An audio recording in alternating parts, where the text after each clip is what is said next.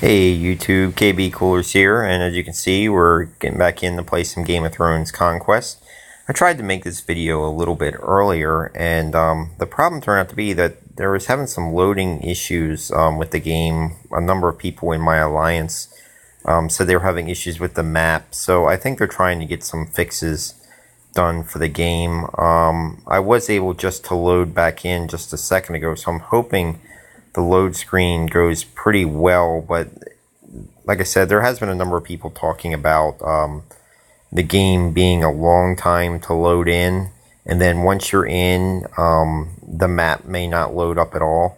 I haven't experienced too much problem with it other than I couldn't find the server this morning, and I've had a few times when it's saying that I'm out of sync with the world, so I don't know exactly what's going on as far as that's concerned, so we'll see how the game loads up. In this video now, I wanted to talk kind of about how in this game loyalty to your alliance is a very big deal, and just the way that the banner system is set up. If you have if somebody kind of wanted to rebel from higher up in the chain, it can really tear an alliance apart super easy. And when we get in, I will actually show you that. Just a bit of an update while it's still loading up is I have managed to get in a good alliance, and right now the game, as far as the PowerPoints available, are only in the north. We have moved out of the Erie now into the Riverlands, and my alliance is set up at some strategic positions to that is the next section that's going to open up, and we are ready to take some spots in the Riverlands. So I'm hoping to show you next time that we do hold some of the PowerPoints in the Riverlands as soon as that becomes available. I'm not sure. I haven't heard exactly when that will be. But as you can see, we're moved up to level 7, and our character is level 11. Sorry, like I said, there is having some loading issues with the screen. It's just the game itself has been really slow, and it seems like a number of people have said it's been brutally slow today, and you click on things and they don't want to work and stuff like that. For this point right now, though, let me jump in and we'll show you in the overall map where we move to and where the areas I'll be hoping to take over. We kind of have a few smaller settlements set up, and then to try and take on some of the higher levels as well. Right now, if you see, we are right here by Riverrun, and some of the settlements right around it. So we'll kind of zoom in a little bit, and you'll see some of the other houses around Riverrun.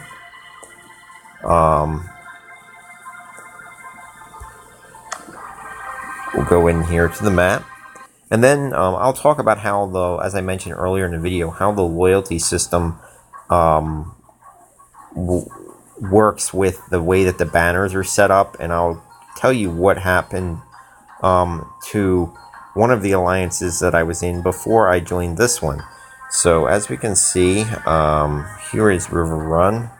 We will kind of zoom out a little bit. It doesn't want to let me zoom out too much. But as you can see, here are all, there's a few of my alliance mates all set up around Riverrun, getting ready for when that opens up. I'm not too far away. I am slightly farther southeast, and we'll jump to my location here. Like I said, not too far from Riverrun itself, but I think they have that pretty much covered. I'm sitting here with a separate group that is sitting right outside of Acorn Hall, and we're planning on taking that as soon as it opens up. And we're hoping that's fairly soon, because the battles up in the north have been pretty good, and there's a lot of turnover of these points of power. So we're looking forward to it moving down into the kingdom a little more. And I imagine once all of it opens up throughout the whole, throughout the whole kingdom, everywhere, it will get pretty good as far as big fights over the upper tier settlements. So let me go in and I will show you the deal with the banner system. I talked about it before and how it's set up, and you have your leader, which is Lady Tully for us. She has 5 bannermen, which are the rank 2.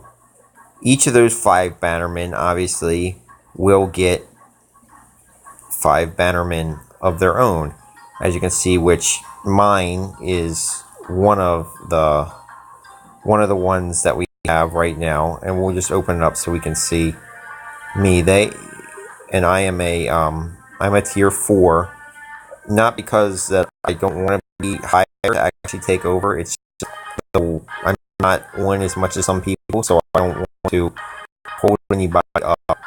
But if you look, you see the 4 that are here right now. If mine that we are all under would leave, all 4 of us would get kicked out. Now imagine what would happen if you see level 2 leaves. So not only will these 4 get kicked out underneath of it, all the banners under them would go as well, because you are sworn to the banner above you. So if that one decides to go and leave, so if you have a tier 2 leave, essentially a fifth of the alliance would instantly be wiped out. And that's what happened in my one. I guess somebody higher up got into argument with the alliance leader and left, and it ended up just it just tore a big section out of the alliance, and the alliance broke up right then and there. So it gives you an idea, and some of these really big alliances, and I can give you an idea. It doesn't take much to split off. We'll look at who's holding the most stuff right now in the leaderboard here. I was part of this the King Bee group up here until that did happen, and it was just kind of a pain to try and get back in. And the battles for the north had already been started going on, so I was rather going to get in with one and have it set up and ready. But you can see right now they do hold the most. So I'm going to say have 156 members, versus where you saw ours 74. But a level 23 you can see is already, so they hold a number of settlements. The White Harbor is actually a point they have as well, which I believe right now is 2.5 stars. As you can see, Deepwood Moat they have, which is a 3-star. So right now they're taking 3-star points, and I think to this point they're the only one that. Let's see what the snows hold. But I believe they're on they have Bear Island, which is a 2.5 stars. So right now nobody's been able to take any of the 4-star seats of power for the area, and we can actually go in and look and see.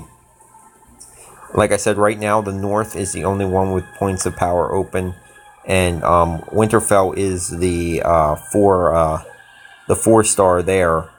But so right now 3 stars, they're right at about the there's only 2 ahead of it, so I would expect that they will and as you can see, the only one, everything under that is now player owned, I believe, from what it looks like. Yes. So all the smaller points of power are all player owned, and except for you get up here to Moat Cailin, which is still held by the Reeds. Then the Boltons still have the Dreadfort, and the Starks still have Winterfell. So you can see that right now there's only 3 of them left. So the battling for the smaller stuff has already really come about. And as they open up more, I think it's only going to be better. Like I said, the Riverlands are the next. So let's take a look in and see what that we're battling for. Riverrun is the top one. We are centered around it, but I don't believe we're going to be able to take that right off the bat. But as you can see by the small woods here, that's where I'm posted around. That should be doable. I believe all of the smaller settlements up to about the 3-star mark. So up to Pink Maiden, I believe, will probably be fought over rather early, and then you'll see the twins Heron Hall and Riverrun fought over after that. But I believe all the lower stuff will be fought over pretty early when this opens up, and they're saying the Riverlands is the next section to open up. So I hope to be right there and in for that. And once we can get into some what it takes to siege some of these cities and all, I will make a video showing you that. I really did just want to make a video showing how important in this game the banner system is and how important loyalty is in an alliance, because unlike most of them where one person can jump in and out of the alliance, it really doesn't affect too much of, you know, the guild system and stuff like that as in many other games, whatever they want to call it. In this one, if somebody high up decides to leave, it forcibly removes everybody else.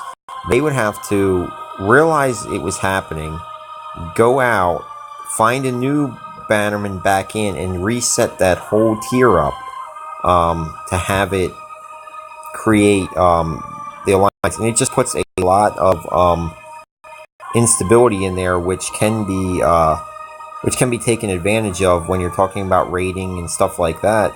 If you pull out of all that and now all of a sudden you can't defend certain positions because the alliance essentially broke up, it can be advantageous for some people to kind of have a little bit of sow a little bit of deceit in the game. So that is one thing that we'll have to watch as the game continues. Just to give you a little more progress on myself, I have pretty much gotten everything to level 7. There are a few more things that I need to do before I will be able to upgrade. Sorry, like I said, it's jumping back and forth, tends to be a bit slow and laggy, but we'll see exactly what we need. I'm upgrading the walls right now. But I believe the keep should be pretty much ready to go. Yep, once the walls are done. So I will be upgrading to level 8, hopefully here in another 5 hours or so. So when I get in and when the Riverlands open up, I will make another video showing some of the ways on how to rally targets and such. Because that is a whole aspect of the game that I really haven't gotten into yet. I believe it's going to be very similar to Mobile Strike in that the way that you have to rally stuff. And paying attention to see what the rally leader wants is always the key in doing that. So we'll have to see how our alliance does. And I thank you all for watching. I appreciate all the views on the last couple of these, so that's why I continued to play the game. And initially, I wasn't so sure about it. I'm still not totally convinced that it's not going to be a pay-to-win, because it is already really setting up that way, as you can see by the power differences in some of the alliances. But there is just a lot of open area on this map, and you can only have so many people in an alliance. So I really do believe that there will be sections for people in this to actually squeak out an existence. It may not be all the glory points that you're going to get, all the real big names, but your alliance can pretty much get in there and get a small point of power once all of them open up in the 7 kingdoms. So I thank you all for watching. If you enjoyed the video, please give it a thumbs up. Any comments, please leave them in the comment section. I do read them all. I do try and respond back to everybody that leaves a comment.